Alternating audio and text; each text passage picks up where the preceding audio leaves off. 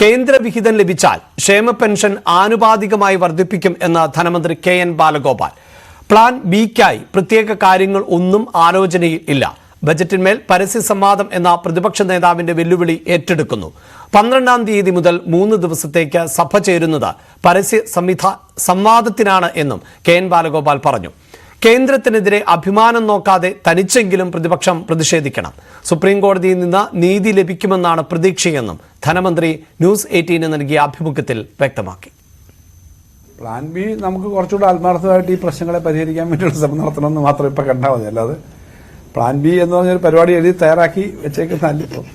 കാരണം നമ്മളൊരു ഇപ്പം ഇതെല്ലാം കിട്ടി കാൽക്കുലേഷൻ വെച്ചിട്ടാണല്ലോ നമ്മൾ ചെയ്യുന്നത്. ആ കാൽക്കുലേഷൻ വന്നില്ലെങ്കിൽ എങ്ങനെയാണ് ഇതിനെ മറികടക്കാൻ പറ്റുക എന്നുള്ള കാര്യങ്ങൾ ആലോചിക്കണം. ഭരണഘടനാപരമായ പ്രൊവിഷൻസ് പ്രൊട്ടക്ട് ചെയ്യണമെന്ന് ആവശ്യപ്പെട്ടുകൊണ്ടാണ്. അതുകൊണ്ട് അനുകൂലമായ കാര്യമേ വരുള്ളൂ.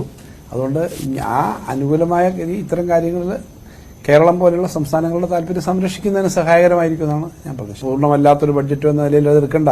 ഈ ബഡ്ജറ്റൊന്നും വേണ്ട. ഇടയ്ക്ക് നാളെ വേണേലും ഇത് കാര്യം എനിക്ക് അനൗൺസ് ചെയ്ത് ചെയ്യാവുന്നില്ല ഉള്ളൂ, അല്ലെങ്കിൽ ഗവൺമെന്റ് അനൗൺസ് ചെയ്ത് ചെയ്യാവുന്നുള്ളത്. പ്രശ്നം അതിന്റെ ഫണ്ട് വരുന്ന കാര്യമാണ്. ബഡ്ജറ്റിൽ തന്നെ വെച്ച് പറയണമെന്നില്ല. അപ്പൊ അതിനുള്ള സാധ്യത ഇപ്പോഴും അങ്ങനെ നിലനിൽക്കുന്നു. ഇപ്പോഴും സാധ്യത ഇപ്പോഴത്തെ സ്ഥിതിയിലെ കാര്യങ്ങൾ വളരെ കൃത്യമായിട്ട് അതിനകത്ത് സാമൂഹ്യക്ഷേമ പെൻഷനെ പറ്റി പറഞ്ഞിട്ടുണ്ട്. ഇത്രയും ഒരു നിലപാടാണ് അവരെടുക്കുന്നത്. ഞങ്ങളെ സംബന്ധിച്ച് അത് കൃത്യമായി കൊടുക്കുന്നതിന് ഒരു സ്ട്രാറ്റജി തന്നെ നമ്മൾ രൂപപ്പെടുത്തും എന്ന് പറഞ്ഞിട്ടുണ്ട്.